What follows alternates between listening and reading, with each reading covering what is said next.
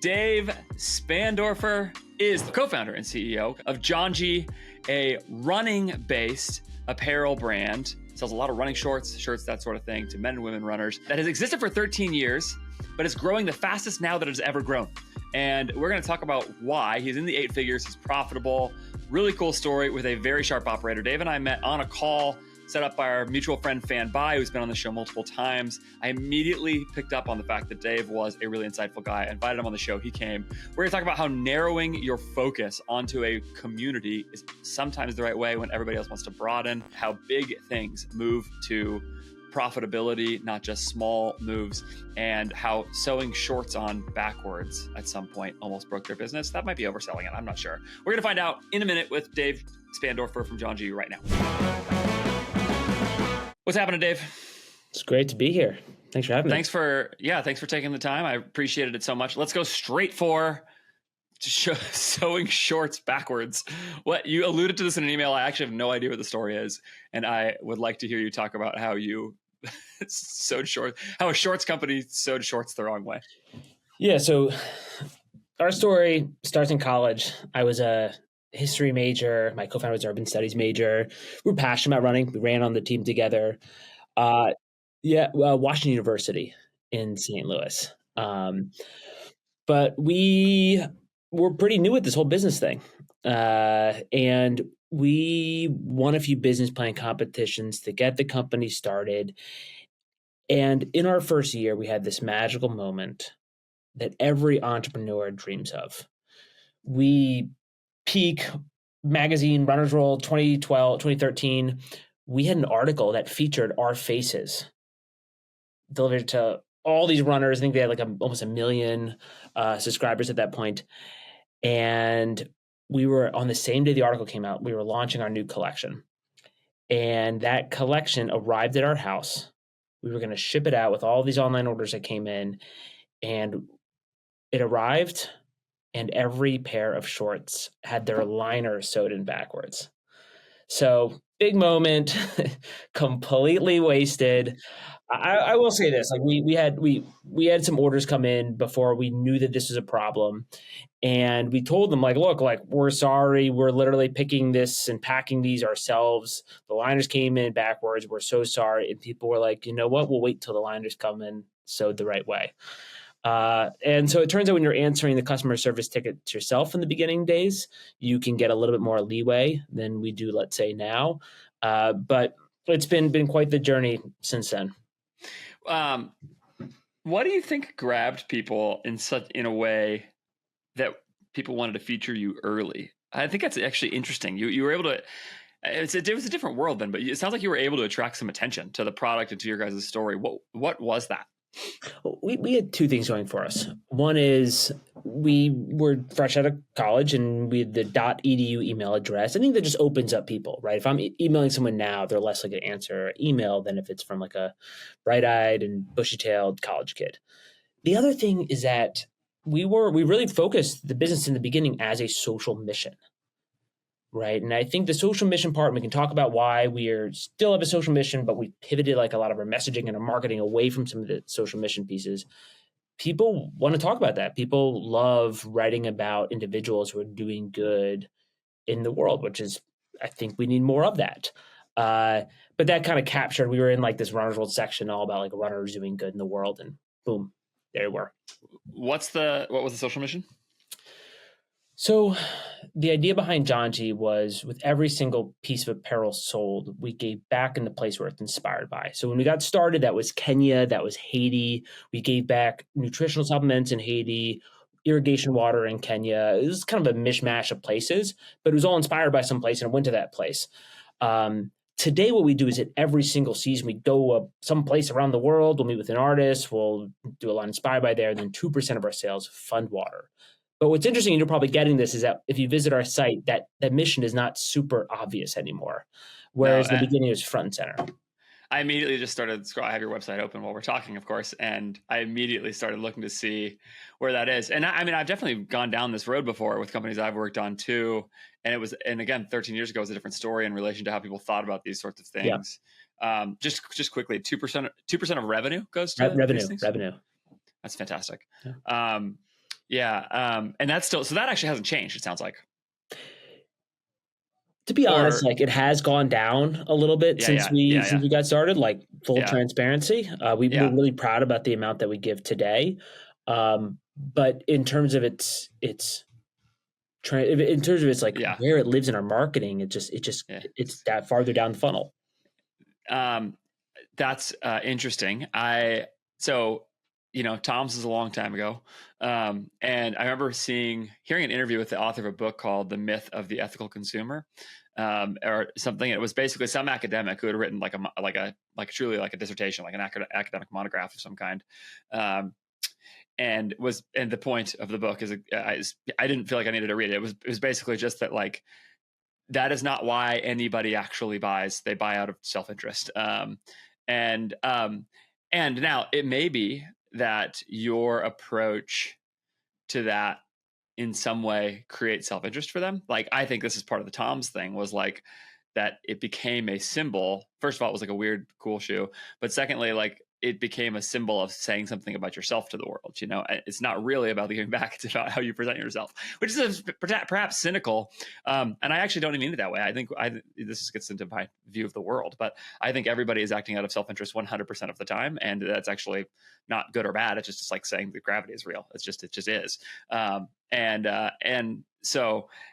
anyway, so you don't have to agree or disagree with that. You can say whatever you want. This is what I'd say. But yeah, I think that the academic paper is borne out in a lot of our own lived experience. But I believe that we don't just act out of self-interest. I believe that we are doing things for the general good, but I think we might buy out of self-interest, right? Like, why are we wearing the things we're wearing? We want it to say something about us, right? There are brands where I'm sure that if there's 2 black t-shirts, right? And for those who are listening, Andrew's wearing a black t-shirt, right? I'll buy it from one brand, but I won't buy it from the other brand, right? And the only reason is because I like one brand and what they say, and I don't like the other brand and what they say. And where we've pivoted and sort of what's been working for us is, like, we as a company believe this. I think we're able to draw and bring in better employees and have a tighter culture because of our mission-oriented stance. And I think, but when people, like, even though it says in the checkout and it says in multiple other places that 2% give back to clean water, when we ask our customers, our most loyal customers, what they think about Janji, they're like, Janji does some sort of good. I don't know exactly what, but like, you guys make me feel good about myself. Yeah. Yeah. And that's been an interesting pivot that's happened slowly over the past 13 years. Well, and just to clarify my position earlier, I think giving to something that matters, like giving back, is an act still of self-interest, in the sense that you're doing it you're doing it in response to a vision you have of the world and the desire you have of the world, and you want to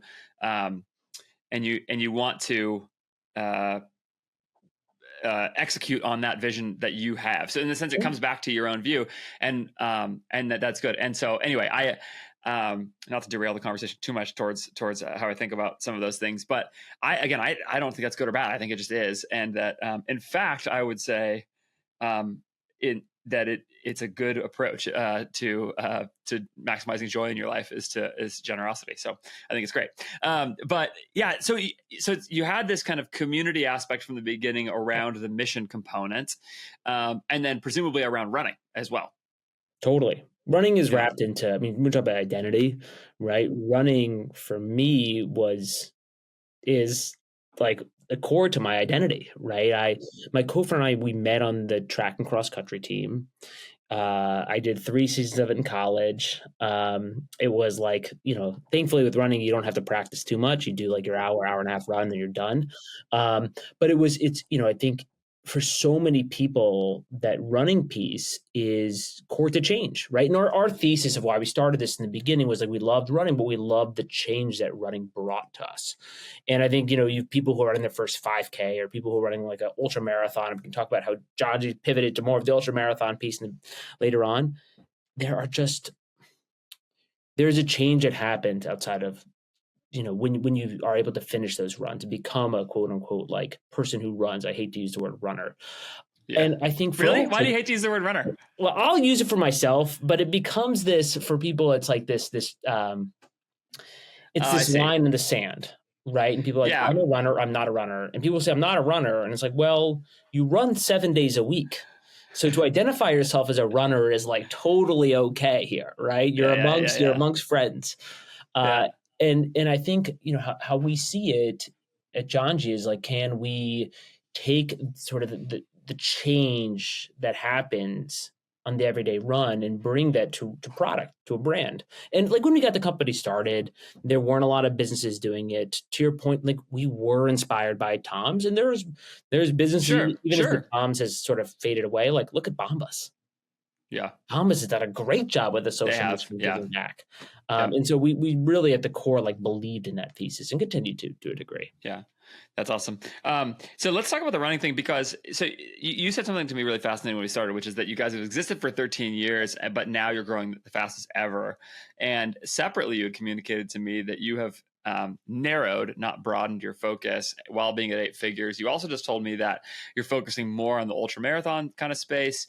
There's a lot there, but I mean, ultra marathon strikes me as a niche, a growing niche. I mean, people for sure. Yeah, within a niche of running. Both of those seem, so far as I can tell, you probably know better than I do. I mean, almost certainly know better than I do. But it seems to me that running is growing, and also that ultra, like super long distance running, whether or not you would even go full ultra marathon, but like something like that is running. So maybe you could start by sort of like how the broader running market has evolved in your 13 years. And then I want to talk about your strategy within that, because you guys have gotten to this place now. It's really impressive, right? It's very hard to build a profitable 8-figure business while raising, you said, some money, but very little, comparatively little. And we could talk about that too if you want. But maybe let's start with sort of like the landscape around you and think about TAM a little and sort of who your customer is. So talk to me about running over the last 13 years, and then maybe you can sort of shove in there how you guys fit into that space. Look, I mean, when we started this company, plenty of people had been running, right? When we started this company, there was a whole like, remember the 5-finger barefoot shoes, the minimalist movement. Things have gone like, the opposite direction. Back then, I worked when we were getting the company started back right after I graduated from college. I was one of the first people in the country, one of the first stores to sell Hoka. And so we have been absolutely Janji over the last 13 years, beneficiaries of a tailwind. Like, not going to sort of pretend that we have been it. Well, that's good. I mean, it's great if you like, people should think, you just sort of spoke that as if it was like somebody might use that against you or something like that. I just think TAM is such a big deal. And like a tailwind like that is such a big deal. It's, yeah. You are thinking the wrong way about hiring in the Philippines, because you are probably thinking about how cheap can you go and thinking entirely about virtual assistant level talent. And those are both mistakes.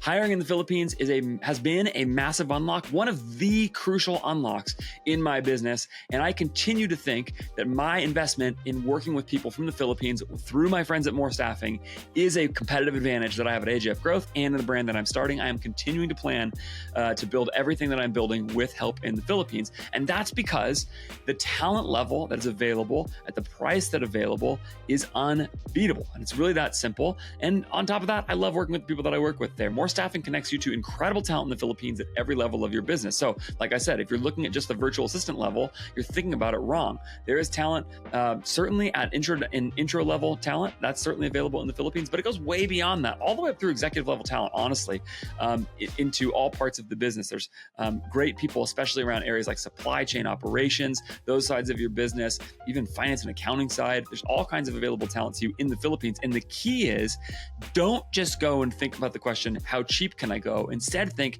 how good of quality can I find there? Because if you do that, the answer is very high, and it will still be lower priced than hiring equivalent talent elsewhere, especially in the US. And in fact, your dollars go so far that you can reach towards the upper end of markets and get the best talent available available in a country of like 100 million people. And that's really, really good talent. So you should be doing that with my friends at More Staffing. More Staffing is an amazing organization full of people, founded by people who came directly from e-commerce. They understand how e-commerce businesses work. That is what they have built the foundation of their business on. They're not just a general broad staffing agency. They will really help e-commerce brands, agency brands. They know the space, they understand the needs, and they will do that by helping you recruit, train, coach, onboard, do the whole thing to get great talent integrated into your system really, really well. You can go do that by going to morestaffing.co/AF. Morestaffing.co/AF is the place to get started with them. And they even have a 1-year guarantee. So if you hire through More Staffing, the talent doesn't work out for a whole year, they will replace that talent for free without charging you an additional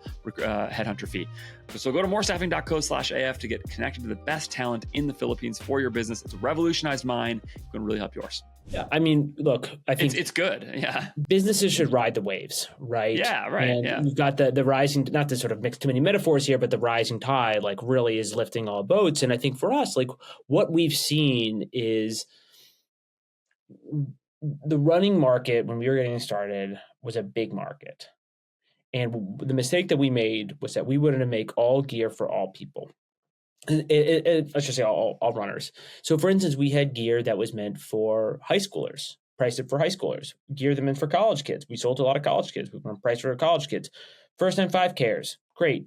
We wanted to sell to them. Ultra marathoners, we wanted to sell to them. And when there's over 40 million runners just here in the US, right, or people who run regularly, it's an enormous market, right? And what I was saying, it's a niche within a niche. We needed to find that niche within a niche, right, to really be able to sort of hit our growth curve. And I think our big focus, I think, and I think for every apparel brand is if you're trying to be all things to all people, even within your sector, you really become nothing to everyone. And I think there's a lot of brands, even within like the run category, that have done that right? That have just been able to sort of niche down on a niche. And for us, the lane that we chose was we want to make the best gear for the longest distance. And you'll notice when I say that, like our slogan originally was "Run for Another." Beautiful, right? Like this idea of just, we're doing it for each other here. We're part of one humanity. And that's great and all, but when we started making the best gear for a 250-mile run, that's when you're like, if I even run 3 miles, I can wear those products. Totally. It's been an interesting product development cycle for us. Do you have a sense of your? What do you know about your customer in relation to that? Like in terms of, do you have any surveys or anything about like the percentage of them by running distance? It's interesting because there's two different questions in there, right? There's like, what do people run? And then what do people aspire to run? Yeah, that's super interesting. Yep. And so our average customer, the majority of them, 85% of them are running on roads. Over 50% of them are running on trails. And as we do this annual survey every year, so usually about like 4,000 people respond to it. It's a 20-minute survey. The question that we've been asking more recently is, what do you hope to run? And for what our customer hopes to run is they want to run less like half marathons, world majors, like a Boston Marathon, New York City Marathon, but more these experiential runs. So think about running a race like through the Alps, or rim to rim to rim in the Grand Canyon. Like that's where like our customer was interested in going, and so it's like, all right, like let's outfit them for those aspirational activities. So interesting. I've said this in a couple conversations recently. Some of this is reminding me a little bit of talking to Isaac Mertens from Flex Footwear. He's got the wide toe box shoe, and that's been that's been a trend, and they've just like grown insanely fast. And he said something similar to what you said, which is like he actually didn't set out to ride the tailwind necessarily, but then he actually caught one at the same time in a way that ended up really helping them. But around the move towards wide toe box, some of that. But one of the things I told him is like, I just generally love subcategories within large categories as a way to build a really good business. It's not always the way to build. In the short term, it's not how you build a huge business, right? Like if you want to get from 0 to 100 million as fast as possible, you're way better off selling black t-shirts than you are selling running shorts for people who want to do experiential runs, right? It's just like if you want to do it on a 4-year period or something like that, 3-year time period, something like that. But I think your business, first of all, is just more suited to my interests. Like I think I just like being in communities like that, which actually matters a lot, right? It's going to be your life. You get to live it how you want to. But secondly, I think a lot of times you could build a really, really solid, really strong business with very good tailwinds. Almost like I feel like the hit rate is more likely to be higher on your business, as long as you can be authentic, than it is on the black t-shirt business, right? It feels like there's a bigger chance that the black t-shirt business is just going to go to zero. Whereas for you guys, you could do, it sounds like what you've done, which is like steadily grow for 13 years to where you have an 8-figure profitable business that's now growing the best ever, and that pathway is, awesome. I mean, I think it's really strong. And so anyway, I'm curious, like how you guys have thought about your relationship to that specific customer versus the broader market, as you guys have sort of honed in on realizing it's the experiential runner. Yeah, I mean, there's definitely like a feedback loop to it, right? Where you talk to your customer, but you also see like what's selling, what's not selling. And look, I think you can have like a niche business, like in our space. Like there's been Hoka, as I mentioned, like you would think that these like big fat shoes was a niche business. And here we are, and it's like a $2 billion in sales and growing at 40% annualized. For us, it's the more that we try and genericize our brand. Part of this is like, again, these are feedback loops. Like the more that we try and genericize brand to go in mass market, the more our audience says, not even like they're not even saying with their words or saying this with their dollars. It's like, oh, we're not interested. Right. So for instance, like we had a pretty basic like entry level short that came out last year, and we're like, great price point. It's going to sell well. Kind of, well, it's more entry level. They try this, then get to the next level. Did terribly, right? And so I think as an entrepreneur, you're always looking for like where are those feedback loops for future product development, and then where is that creative that you're building for us, the athletes that you're supporting, the content that you're shooting that helps support some of that feedback loop. And for us, it's just like you gotta listen and talk and constantly keep your ears open for your customer and hire people who are your customer, which is like we've been hiring people who are that we call them like explorer runners who have been instrumental in that growth. Yeah. Do you have a vision for how big you want Janji to be? Like, what are you sort of happy with the current size? How hard do you want to push it? How big? Like, what's the end goal? Because I have some more questions about how you relate to that customer question, but some of it relates to what do you want the business to be? No, I mean, to an earlier point, we haven't raised that much money. We've got two amazing sort of venture-ish businesses that backed us, Break Trail and Dig Train. They're fantastic people. And there's no like push for like an exit. And so I would love to grow this profitably at like a sustainable rate that isn't trying to go for like triple digit growth. And I think like when you start getting into those higher numbers, or you're raising a pref stack that like threatens, like if you don't hit those numbers, everything sort of falls apart. It's risky. And I also think like today, as we, not to sort of use the buzziest of words, as we use AI, as we use like more, to some of your sponsors, offshore talent, it allows you to build a more profitable, leaner company that still has like a very unique brand set, and you can niche down while building this really loyal, wider, expansive company in a way that like 7 years ago, you couldn't really do that. Yeah, that's right. That's a very interesting application of those principles. Essentially, that it would free you to not have to go huge to generate a big profit, right? That you could sort of run at a higher margin, at a more sustainable growth rate, and be a little more selective about what bets you take, and do that by running really, really lean. So that's been a big part of your guys' approach to growth. More recently, or yeah, I mean, definitely in the last few years is like well, for one, the market is rewarding obviously this. Yeah.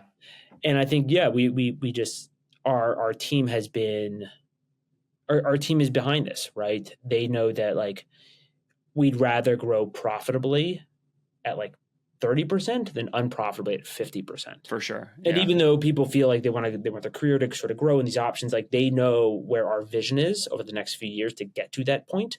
And it's about sort of like building the vision and sort of laddering up plans around that gets everyone really, really excited. Your supply chain needs help. And the reason I know that for sure, even as Dave and I are talking about in this very episode, I don't know where this ad's going to end up in the episode. If we haven't talked about it yet, we will soon. We talk specifically about this issue because so many supply chains are under optimized. I see it all the time. People just don't know what they don't know in this space. But here's the thing. There are people who do know, and they can help your team at a very reasonable cost. And they can do it through my great friends, the people who are building my supply chain in my business, Move Supply Chain. Move Supply Chain, which you can get access to at movesupplychain.com, is a sister company of More Staffing. I've been working with them for a while. I sent a Slack literally 2 days ago, 3 days ago, something like that, to the team lead that I'm working with on at Move, and just said, I can't even tell you how much I appreciate working with you. She has led so much development of all kinds of things in the business that I'm starting, post-China tariffs, trying to get backup manufacturers in Vietnam, just all kinds of different things like that, on top of the great work she has done for months, getting things set up in the first place, and getting us the products that we need with manufacturers that we like, high quality stuff at a price that we like. It's amazing. You can find great opportunities in your supply chain if you just know where to look. That's things like lower MOQs, better payment terms, better pricing per unit, faster lead times, all those things that will make your business easier and smoother to run. And you can do that without you having to be the one to go chase all of that down. A lot of that comes down to negotiation. Some of it comes down to actually going and sourcing additional manufacturers and just seeing what's out there. And the people at Move have years and years of specifically e-commerce supply chain experience on their resumes, and can help you do that with an agency style service where they will take you on as a client and do that at a very, very reasonable cost because the service is based in the Philippines. I just can't recommend them highly enough. I think the vast majority of brands, especially if you're under 10 million at this point, there's just almost no way you can't get help from the people at Move. You should at least get on a call with them. Go to movesupplychain.com, get on a call, see if there's an opportunity. They will be honest with you. If they don't think they can help you, they will tell you that. They are really awesome. Go check them out right now. Movesupplychain.com. Get started today. I'm curious to hear you talk a little bit more about then how you think about that experiential runner market. It seems to me that you attribute a lot of your success to narrowing. Is there a point at which you have to expand beyond that to keep growing? Or is that growing enough that you guys can just be a big part of that and own that and make it to however many tens of millions doing that? Yeah, what is the pathway for you? Yeah, you're asking the right existential question here. I think for us, and you have a clear and definitive answer that is guaranteed to work. Yeah, totally, absolutely. Yeah, it's my back pocket. I think the way that I feel about this is there are two ways, right? Certainly, one, if you're authentic, if you've built that authenticity, your customer will allow you to sort of go in adjacencies that are that still, I think, fit within your overall high performance plan, right? And so, all right, for example, let's say you're a running brand. You're known for being a really fast running brand, right? You're all about speed, performance, the fastest people. Will your customer allow you to go into, let's say, for instance, a cycling business, right? It's also endurance. But it's not exactly the same thing. Or is the next step a triathlon and then it's cycling. I think for us, we believe that this market, especially when you talk globally, is pretty big. And if we went into, let's say, all right, we sponsor this race, and we can talk about the marketing side. We sponsor this race that's a 250-mile run, which I think we can all agree is psychotic. A 250-mile run. Usually you think a 26.2-mile marathon is long, and then you realize you can do 10 times that. I have a life goal. I have a life goal of never running a marathon. Good luck. Thank you. So far, I'm accomplishing that. Well, you did something on 250 miles, right? I guess there's a marathon within there, but you got to skip that step. I'm not going to blow right past the marathon. So the idea of 100 miles, 200. It is. I think psychotic is the right word. It breaks the brain, and it breaks people, right? Let's be real. If you're not sleeping and you're continuing running, it's just your body and mind starts to fall apart, which is why I think it's so cool and aspirational, right? It totally is. Climbing up, a mountain type thing. What's your longest run? I have I've done marathons. I've attempted a 50K and I dropped out because my body is my mind is weak, right? But I'll go give it another go. Yeah, my co-founder was about to do. He signed up for an ultra marathon, and he the training was rigorous enough where he broke his foot 3 days. Yeah. 3 days before the 100-miler. No, I know. It's just the thing is you're always riding that fine line and these runs. But anyway, all to say, like these interest in sort of this category is certainly growing, right? But I think for us, it's like as you look at these, there's this balance between like for most of it you're running, but for a lot of it you're just walking, right? Like you literally can't be running for that long. And you're just pushing your body forward. And so look, could we do some like through hiking pieces that sort of capture a little bit of the adjacencies? Like we'll see. But I fundamentally believe that you can become a 6-figure business if you create that authenticity, build that performance mindset, and then sort of have that the underlayer behind it. We don't need to be $1 billion business, right? Like we're not asking to do that. And I think you said 6-figure. Did you mean 9 or did you mean 8? I meant 9. Yes, okay, we can definitely be a 6-figure business. It's a 9-figure business. Thank you. Yeah. So you think staying fairly narrow, you can get to 9? I think it depends on how you like follow narrowness. Like the vast majority of our customers aren't running 250 miles, right? Of course, and so the people are aspiration looking up to it and then running 4 miles around their block. And I think to that messaging you can. And like nobody who wears Nike is LeBron, so it's like it's like it makes sense especially in apparel, especially in fitness apparel, that like the aspirational component is still an identifier, even if you aren't. Because like when I hear you say you like have attempted a 50K, it's like that's enough for me. You don't have to get to 250 for me to be like you're a super runner. Even if you didn't get there, it's like like I said, like it's just not going to be me. And I'm active, I work out and everything, and in fact I run as part of my workouts. But I just am not. I'm not. Yeah. Oh, thanks. I appreciate that. But I don't associate myself with running quite like that. My wife is much more of like loves to run. For me, it's just pure effort. It's just work. It's something because I just don't think you can be fit if you can't run. So it's part of my training. But I want it to serve other points in my life. It's not an end in itself. My wife is like I get a runner's high kind of runner. That runner's high, I think people are making up. That can't be real. I just can't. I've experienced elements of it where you're like, is this delusional or is this like a physical experience that I'm having? Yeah. Well, I think, but the point about saying that is like in both of those training mentalities, there's a potential relationship to your product and your community that is real, and so like I probably wouldn't buy Janji personally if I didn't know you and talk about it and all those kinds of things, right? Mm-hmm. Because I just don't relate to that customer and community the way that I see it there, even though I probably think it's better running shorts than what I currently run in, like I would look at that and say that there's like one half step removed from that. Maybe it is my wife or something where it's like, oh man, I'm not going to go run an ultra, but like if these are the best running shorts, and if it's this kind of runner, then I am going to wear them, and you can take that really far. There's a lot of people like my wife in the world and who just like to run as part of that, and so tell me if that's the customer. Is that where the market is for you? Yeah, I think if you're building an apparel brand specifically, then we can sort of generalize this to like other consumer brands where the logo is important. Creating that sort of aspirational, I'd say, target customer and who you're building toward is really important to sort of get the base of the pyramid, right? It's again, not to sort of use too many metaphors here, but it's the classic tip of the spear. And so, I would say like I challenge like every sort of person who's building a brand, like who is that tip of the spear and what are you building toward, even if like the market at the tip of the spear is 300 people running like a desert in Arizona once a year. Yeah.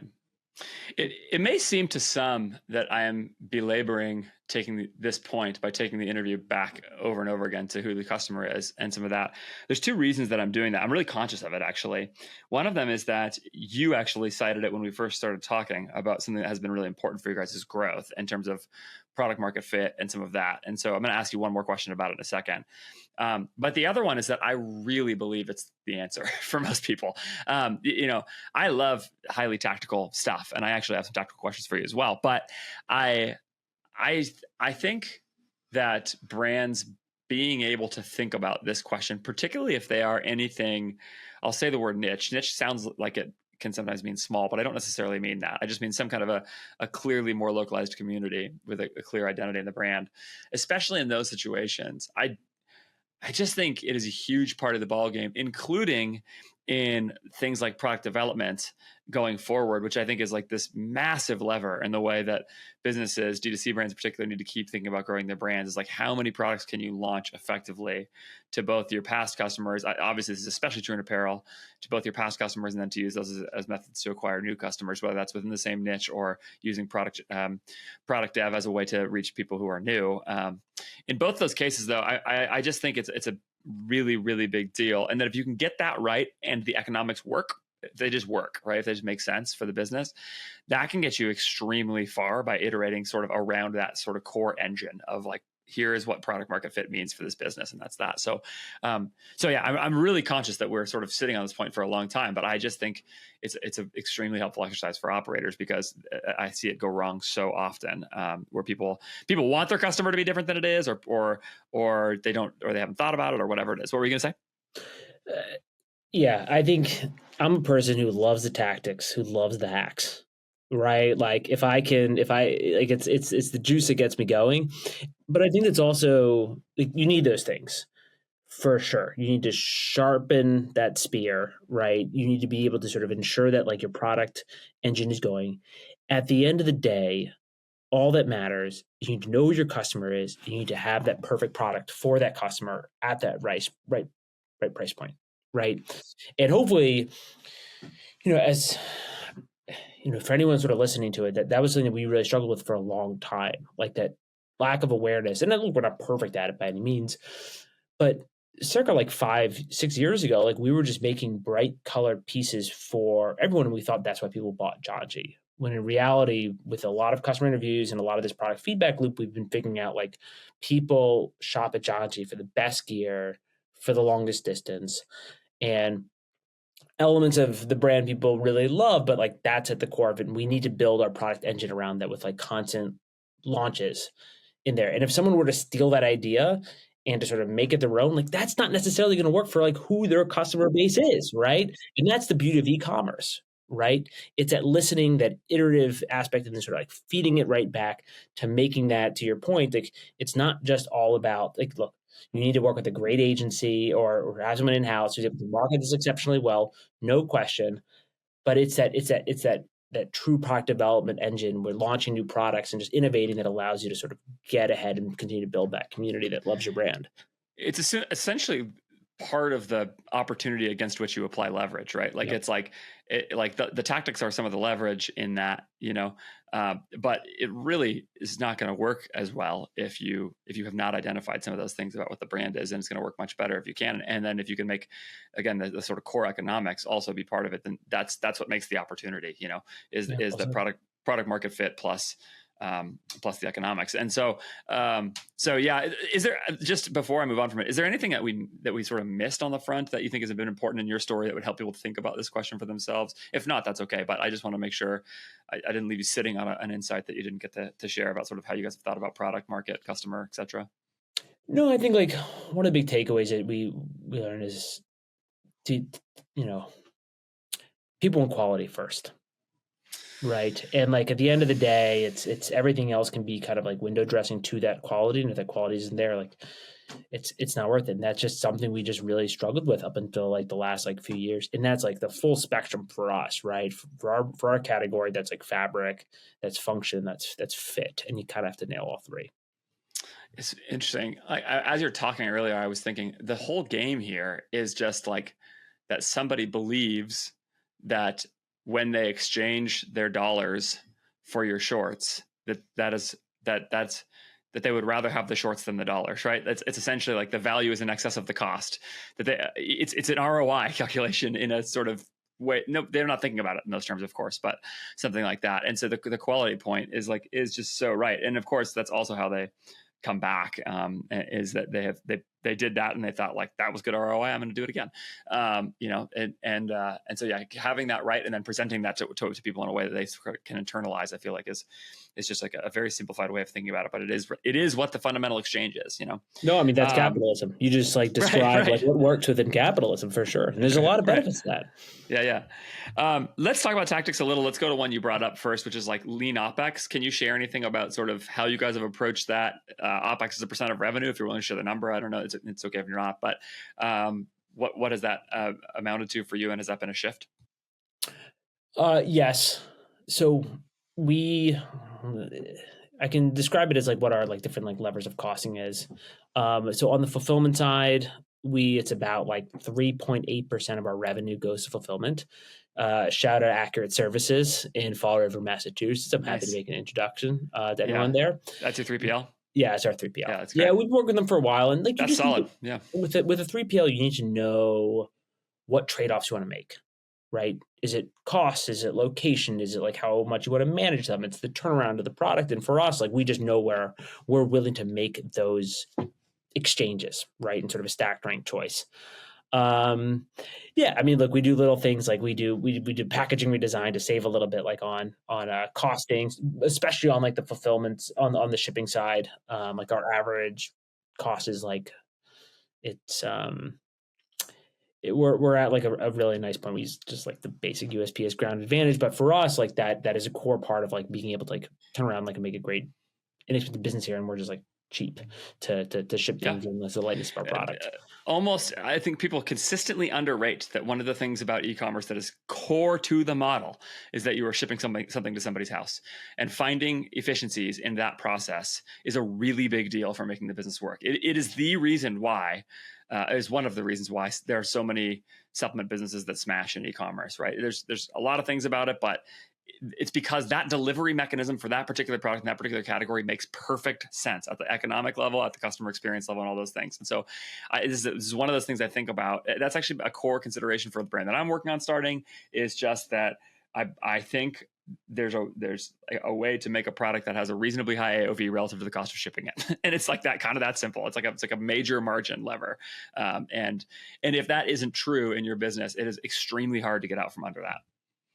Yeah, I know these guys who make a company called Slate. It's like a milk company, and a huge percentage of the company is direct to consumer. It's like milk shipping over the internet. Like, good for them for like making that work, but it's not easy.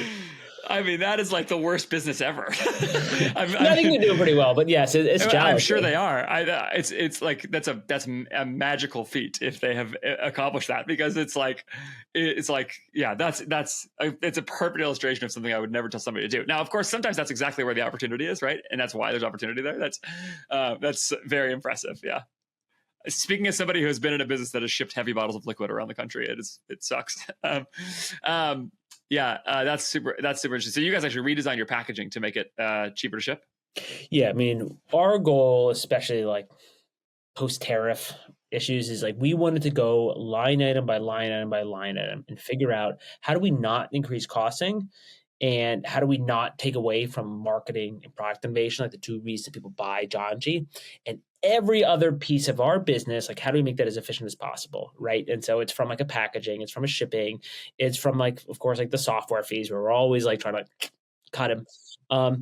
But it's like, there's lots of like little things in between, right? It's like, for instance, like, can you have a certain billing cycles to use the right credit card to save a little money there? I mean, these are like 0.25%, 0.5% savings when sort of aggregated. Do enough of them though. That's right. It allows you to just stay competitive within the market on like an operation side. Yeah. That's a great framework that you just laid out that I've actually never heard anybody say that way, which is you give yourself the constraint that the thing that powers the business is marketing and product. And therefore you're trying to do everything you can to not take away costs from those two areas. Because essentially, like, if there's a place to invest, it's there, right? So then you say, okay, let's set those aside for a second. How do we make everything else extremely efficient? And that is really smart. I think that's a really, really clever way to think about that problem a little bit. I like that a lot. I'm going to follow up on that. Well, thank you, Liberation Day, I guess, for Yeah. forcing us, into that. I swear, I've said this in a couple of episodes now. The bull case for tariffs and e-commerce is the forcing function to getting people thinking and operating better, especially on their supply chains. It's just going to make people do it. So I'm curious to hear more details about what else you did when you went through that exercise. Like, can you just talk through what should people be looking at if they came to you and say, okay, we're going to do the same thing, Dave. We're going to try to not take $1 away from our marketing. We're going to try not take $1 from product dev. Is there anything you can share publicly that you feel like has been helpful for you guys? I know that was recent enough to where maybe you haven't even solved the problems yet. But. I mean, I think 4.2 or whatever, and we're recording this a few weeks after that, let's say, but it already feels like, about dog years. Yeah. So here are a few things that we went through, right? We went through all of our product line and said, okay, if these are like the core styles, where can we save money, even from like a fabric production cost, right? There's these things called mini markers, and you can make certain cuts as to where the fabric comes. Our most expensive cost in a lot of ways is the fabric, right? Or the production of that fabric. How are we able to utilize the fabric? So backing up a little bit, if you can sort of imagine a full horizontal sheet or vertical sheet, our stuff is basically fits within that sheet in sort of the most optimal way, and we use some software to make that happen. But there still is a little bit of like redundancy and excess of fabrics, and we want to make that even more efficient. That might shave off like 5-10% of the cost of producing that product, which is totally nuts, right? That's a huge amount. You're saying literally how much of the fabric you're able to utilize, right? Bingo. Yep. Yeah. So we went through an exercise of ensuring. Did somebody help you do this, or did you work with the manufacturer? Like, how did you actually get it done? Yes and yes. Like some manufacturers were more open to it than others. We went to all of our manufacturing partners and asked for like, look, like you run a lean business. We want to be the best possible partner. We need to either have one of these three things. And like, funny enough, I was actually in Asia right before all of this program started meeting with our factories. We said like, we need one. We manufacture primarily in Vietnam. So we make like kind of one piece in China. There's some stuff in Taiwan, India. And if you look on our site, you can see where all of our stuff is made. But effectively, we went to them and asked them for like, look, these are the three things that are important for us, right? It's cost, it's terms, and it's kind of when you're shipping the products. Which of these three things can you help us with to be able to save money? And this is especially around when the Vietnamese tariff was at 46%. We were able to save some money on it's sort of in the 10% category right now. And then it should, around like July 9th, it's supposed to revert back up to the 46%. So yeah, it was collaboratively working with our factories to figure out like what's really important for them and what are non-negotiables for them. And for every factory, it's different. For some factories, it's going to be like they're just short on their balance sheet is tight, but they could be more forgiving on costing, especially at different sort of volume breaks. And other ones don't want to give them volume breaks, but their balance sheet is very strong, so they can give more around like terms. And it's all about sort of what works with us. And there are a bunch of other small things that we did. And if people email me, dave@janji.com, I can sort of share with you like my list. But it's definitely it's an ongoing process, and we want to make sure some stuff's going to affect in 2025, but a lot of those things, especially in the supply chain, the goal is to really, to your point, like efficiently build a better supply chain in 2026. Were you guys already working on that kind of stuff, or was that literally like a Liberation Day fallout? It's one of these things like pie in the sky, but like, Liberation Day, like really kicked you in the pants and just. It's so funny. That makes all the sense in the world to me. I have a sponsor of my podcast that does this for people. And just, one of the things they always say is just that, like, when they look at e-commerce businesses and they get on the initial call, they're just like, they just start kind of salivating because there's so much stuff to do that's like low-hanging fruit that brands just don't even know about. I've just, people who pay attention to my content have heard me say this a lot of times, but I'm just convinced the supply chains are the most under-optimized parts of most e-commerce businesses at this point. And there's actually very little. Yeah, and there's very little public-facing content about it, and so I'm always glad when people are willing to go there. So, Dave just offered you his time for free to Not for to you to do listen, this, but you're welcome to email me. I'm happy to have a chat as well. Yes, that's what I mean. Yeah, and now go charge a consulting fee, Dave. So your time is worth money. You should charge that. What about actually on the fixed cost side of things? You said you guys talked about AI and offshoring. Anything there that you guys are doing that has been super helpful to you? Yeah. So for instance, we've had like sort of these like customer service people, and we're hiring somebody who's a little more senior in the staff who's fully offshored. On the AI side, like, we're also learning here. Yes, like ChatGPT is like my default search engine. They can put together like, as good basic documents as some of our lawyers. And we're attempting some of those things like the forecasting side as well, right? Using a Claude, we're using like a better tool called like Row Zero. Shout out Row Zero for some of our like forecasting projects. But I can't pretend like we're not using like AI for like our copywriting like on our site now. Like that we want that there's still like really come from like the human heart. Yeah, and I think that's fine. I was just curious if you guys had seen. Yeah, I totally get that. What about just marketing?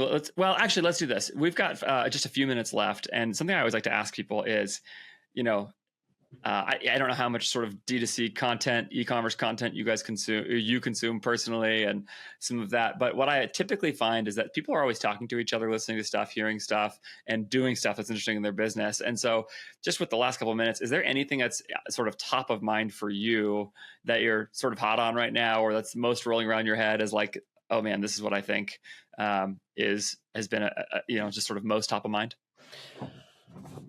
I think especially when things get hard, developing the right peer networks to support you in brainstorming some of these hard things. What a good insight, yeah. It's just more important than ever. Like you feel, whether it's sort of the post-inventory crash in 2022 or it's, the iOS change, like there have been so many bumps in the road. And for me, like, I think like this starting your own business, and yes, I'm lucky enough to have a great co-founder. You feel like you're alone in the middle of the ocean, but in fact, like there are people all around you. And I would say like many of the tactics and learnings, like even yesterday, I was on a call and learned like a significant way to save on shipping from like another like operator. And the more that you can have those conversations, the more benefit. And like, yes, listen to this podcast. Sure, yeah. A lot of good podcasts that are out there. But there's nothing that'll replace that person to person. Nor would I claim that my content replaces that. I have Workspace 6 as a sponsor on this episode, and that's the thing I say all the time. Like, it's really hard to not make a return on an investment like that if you'll engage with the community. I think it's so right. Yeah, I've been a big fan of e-commerce fuel for a long time. Like, yeah, there's a big reason to do that. I think that, yeah. All right, man. Thanks a ton. I appreciate this. This is a really good conversation. I think went to some places that are under discussed in this area in terms of what's actually driving success. You should go buy some shorts from Janji and some shirts and hats while you're at it. All the rest of it, go get yourself geared up to run 250 miles somewhere. Or 3, right? Or on your treadmill, whatever it is. And we've got gear that yes is designed for the farthest distance, but that means it can take you on the shorter ones too. And for the record, it's like very reasonably priced in terms of all that stuff too. So you can't make an excuse that it's over engineered for your running life. It is right within the range of everything else. So janji.com for that. Follow up with Dave and see what he's doing. Thanks, Dave, for your time so much. Thanks for having me here. Another great conversation, and I got a bunch more good ones coming up that you are not going to want to miss out on. So subscribe wherever you're watching or listening. Very soon, I have a Taylor Holiday mega episode, random show, all kinds of crazy stuff in that conversation that we are debating about as usual. So don't miss that. Subscribe. You don't want to miss that episode. I got Bear Hanlon coming from Born Primitive, one of my favorite operators to talk to about a really cool story. I mean, they actually really hurt their profitability, got down almost to no profitability one year, and the next year turned it around and got way back above. Well, I won't ruin it for you. But got really profitable again while growing. Really cool story about what happened at Born Primitive. So you're not going to want to miss those. You're also not going to want to miss things on my newsletter. Go to ajfgrowth.com, sign up there, get my 4 free essential e-commerce resources. Just drop your email address either in the pop-up or in the footer on the website. Will both be fine. I'll send you those. That includes my unit economics calculation sheet, my cohort forecasting template, my weekly reporting doc, which is the actual doc that I use with my clients. Really good stuff that you'll use. I'm not going to spam you. It's for free. Just go drop your email address there. Thanks again to my sponsors for this episode, people I love and I love working with and trust so much with my own businesses, More Staffing. Go to morestaffing.co/AF to get started with great talent from the Philippines today, and Move Supply Chain, sister company of More Staffing. Move will help you on the supply chain side, specifically with an agency style service that I'm just convinced you can use. So movesupplychain.com for that. Thanks again for watching or listening. I'll talk to you next time.